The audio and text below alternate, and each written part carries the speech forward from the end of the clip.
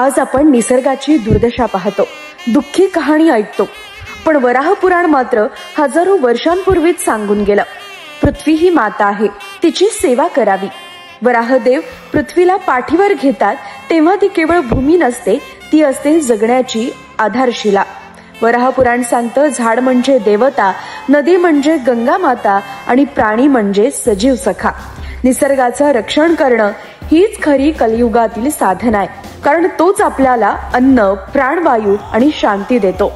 जो निसर्गाचं रक्षण करतो त्याच्यावर वराहदेवाची कृपा असते आणि असं वराह पुराण स्पष्ट सांगतं.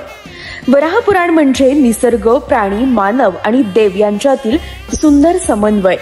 सकल हिंदू समाजासोबत पुढच्या भागात पाहूयात वराह अवताराचं शास्त्र आणि विज्ञानाशी असलेलं नातं.